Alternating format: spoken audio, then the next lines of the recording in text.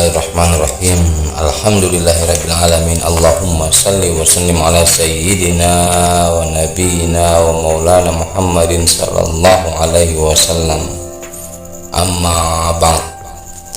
Sahabat lantunan kisah dimanapun Anda berada,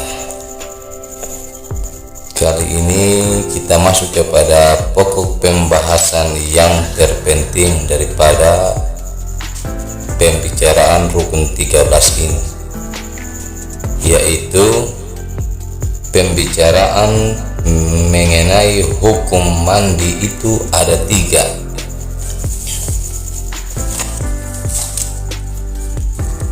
Pertama, mandi harus, yaitu mandi pada tiap-tiap hari pagi dan sore, dan inilah niat mandi itu. Nawaitul ghusla min hayati sunnatan lillahi ta'ala. Artinya, aku mandi daripada hidupku sunat karena Allah Ta'ala.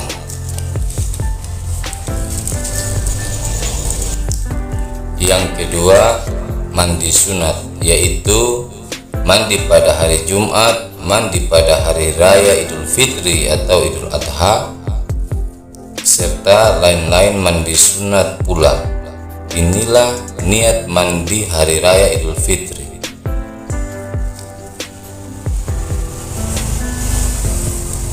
Nawaitu ghusla min yaumil Idul Fitri sunnatan lillahi ta'ala.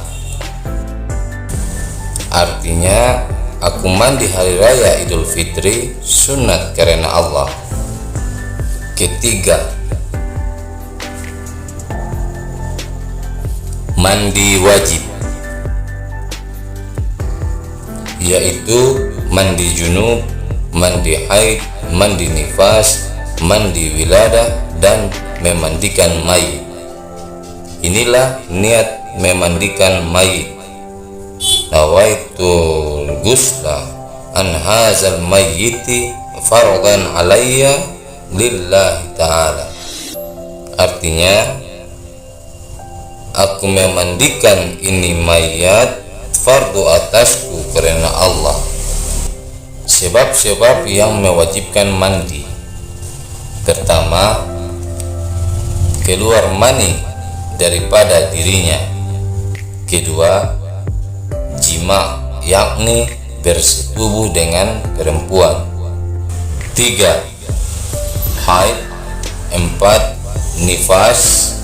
5, wiladah, yakni beranak kering. 6, orang mati yang bukan mati syahid. Syarat mandi junub ada 10.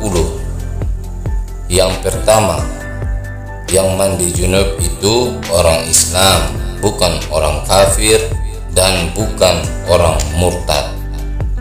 Yang kedua, yang mandi junub itu ada mempunyai akal, bukan orang gila. Ketiga, dengan air suci lagi menyucikan. Keempat, jangan ada barang yang menegah air sampai kepada kulit badannya, seperti cat, ter, lilin, getah, dan lain-lain sebagainya. Kelima, jangan ada di atas anggota mandi junub itu barang yang merubahkan air, seperti tinta, gencu, dan lain-lain sebagainya. Keenam, mengetahui fardu mandi dan sunat-sunatnya, maka yang fardu difardukan dan yang sunat disunatkan. Ketujuh, jangan tinggalkan satu rukun mandi itu sunat. Kedelapan, memelihara air, jangan berpindah daripada tempat yang fardu. Kesembilan, sudah putus haid atau nifas dahulu baru mandi. Dan yang ke-10, berkekalan ingat pada mandi. Rukun mandi junub itu ada 3. Pertama, niat, yaitu nawaitul rafa'al hadasil akbar an jami'al badani fardan alayya lillahi ta'ala. Artinya, aku angkatkan hadas yang besar dari sekalian badan fardu atasku karena Allah. Kedua, meratakan sekalian badan dari atas kepala hingga ke tapak kaki, rata pada dubur dan ujung zakar. Ketiga, suci najis dari zahir badannya.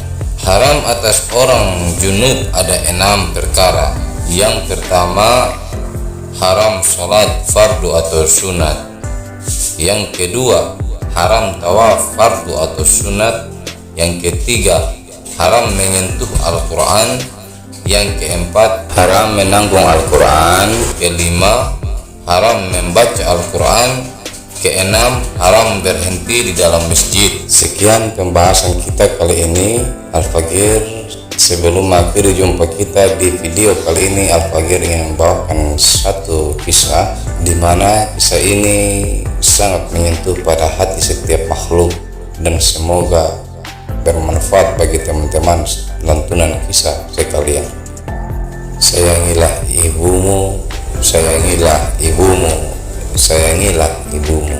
Di mana kita dititipkan Allah Subhanahu wa Ta'ala di dalam satu tempat yang bernama Rahim sebelum kita muncul kepada dunia ini, dan dari Rahim itulah kita keluar dan kita menatap dunia yang fana ini. Dan di manakah Rahim itu ditempatkan Allah kalau bukan daripada diri ibu kita? Jadi sayangilah ibumu dan sayangilah ibumu dan sayangilah ibumu. Sekiranya kalau engkau mengharapkan surganya Allah, maka jagalah ibumu, karena Allah telah memberikan engkau satu kunci surga ya. Sebab tahukah kalian mengapa ketika Nabi Muhammad SAW ditanyakan tentang perkara ini, maka Nabi menjawab 3 kali untuk ibu dan 1 kali untuk ayah? Karena di dalam tubuh ibu kita telah Allah titipkan salah satu namanya dari sekian banyak nama-nama Allah itu berupa Rahim. Maka mulialah seorang wanita atau seorang ibu yang bisa menjaga dan mendidik anak-anaknya. Semua makhluk di dunia ini, apalagi para umat Nabi Muhammad SAW, semua selalu ingin untuk mendapatkan surganya Allah. Tapi tahukah kalian bahwasanya setelah kalian dilahirkan ke dunia ini, maka Allah telah memegangkan kalian satu kunci surga di dunia. Jadi itu Allah amanatkan kepada diri kita. Sekiranya kita mampu menjalankan dan memegang amanat Allah Subhanahu wa Ta'ala berupa pintu surga yang dititipkan kepada kita, insya Allah di akhirat kelak kita akan mendapat titipan amanat yang lain pula yang Allah berikan berupa surganya Allah. Tetapi kalau di dunia saja sebagaimana surga yang dititipkan Allah kepada ibu kita, amanat dari Allah kepada kita untuk menjaga ibu kita, kita tidak mampu melaksanakannya, maka jangan berharap untuk surga-surga yang lain, karena yang Allah titipkan secara langsung saja kita tidak mengamanati itu, apalagi yang nanti yang lebih indah. Maka marilah kita mencintai dan menyayangi ibu kita sebagaimana dulu dia menyayangi dan membesarkan kita. Semoga nasihat kisah ini bisa menjadi motivasi bagi kita semua untuk membahagiakan ibu kita. Sampai berjumpa di video berikutnya dalam pembahasan selanjutnya daripada rukun 13. Akhir kata Al-Fagir ucapkan wabillahi taufiq wal hidayah. Wassalamualaikum warahmatullahi wabarakatuh. Tabarakallah.